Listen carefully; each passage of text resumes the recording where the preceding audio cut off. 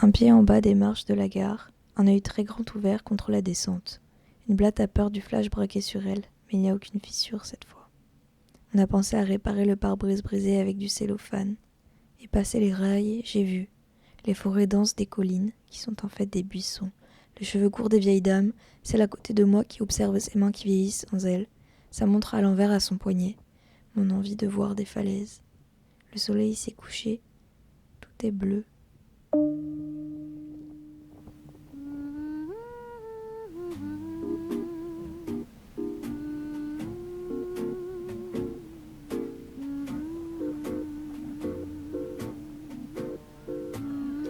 Peut-être qu'il n'y a rien à dire sur la mer. Peut-être même qu'on n'a jamais eu les bons mots.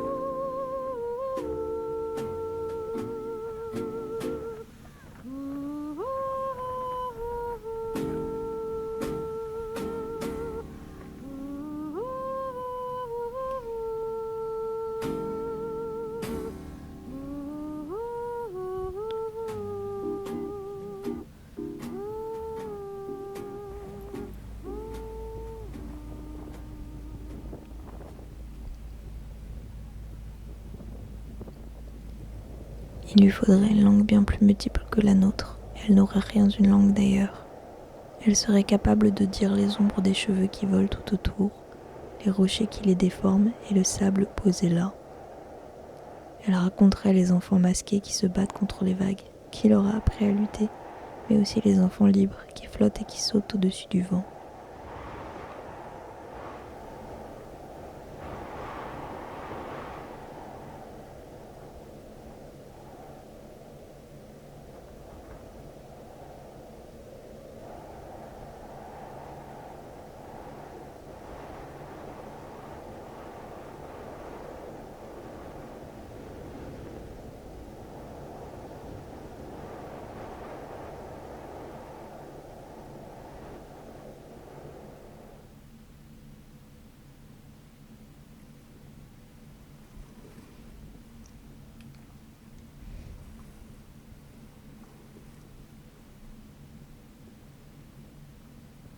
Elle nous offrirait la synthèse du mouvement de l'eau en motif et trajectoire de ceux-ci, infini. Brisure contre les rochers et les corps, ou les deux, eau sur eau, les nuages de sable en dessous qui transforment la masse en pellicule, les nuages de perles aussi, ou les filambules, souvenirs éphémères des phénomènes. Elle nous permettrait de comprendre tous les sons contenus en son sein, même ceux venus des profondeurs ou par bribes, le chant des baleines.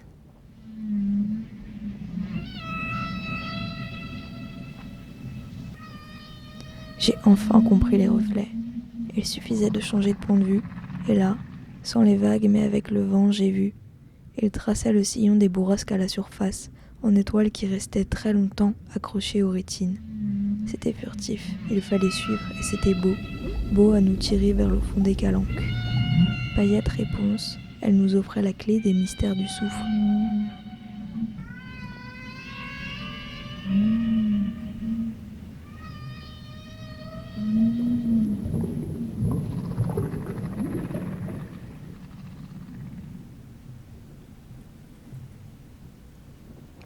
En haut des roches, la poitrine se contracte douloureusement et le corps est ballotté par le pouls des gouffres.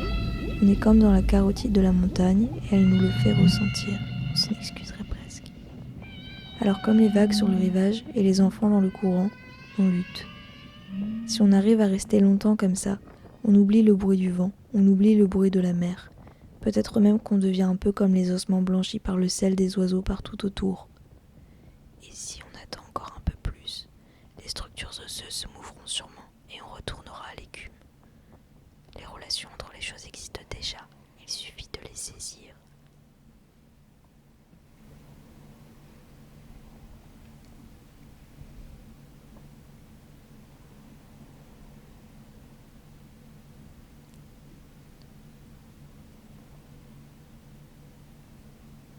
Ensuite, la mer comme une morsure. Ça prend le corps tout entier et le souffle aussi. On a peur des oursins dans les pieds. Alors, ils ne touchent pas le fond. Et puis si on a plongé dans le froid, c'était pour mieux comprendre les eaux. Le cœur bat plus fort, ou plutôt mieux dans les extrémités, endroits oubliés. C'est pour faire des échos jusqu'au large. On est ici à crédit et on le sait. Là aussi on se bat dans les gorges et tout notre rythme est bouleversé. La vue se brouille mais je l'occulte. Je sais que si je continue de fixer encore les os animés, je percerai leur code à jour. Sur la pellicule élastique danse la lumière. Ça fait du morse inintelligible parce que je suis encore trop lente pour en saisir la subtilité. Ce n'est pas grave, le message secret des vagues ne m'est sûrement pas destiné. Ou peut-être qu'il n'est pas à comprendre et qu'il s'imprime directement dans la chair, au fond des os, et que c'est pour ça que ces derniers ont une structure écume. J'ai vu dans les signaux perdus des secrets à mes réponses.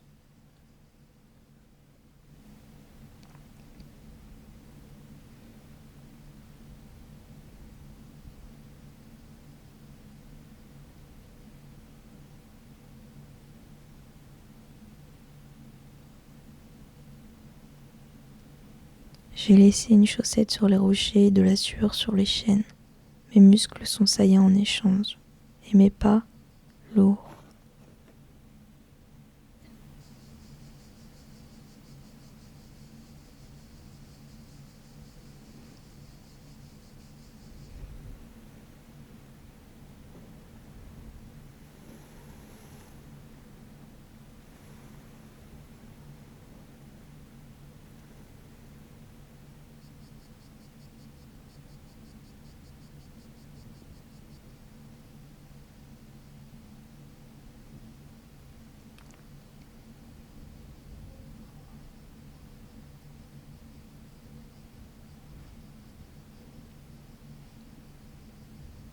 Escalade à reculons, les lumières de la vie scintillent étrangement parce qu'il fait chaud. Elles ont décidé de remplacer les étoiles qu'on ne voit jamais plus de toute façon, et on les laisse faire. Je laisse mes mains courir le long des mirages, au-dessus de la roche brillante qui se prend pour la mer, et peut-être qu'elle l'est un peu.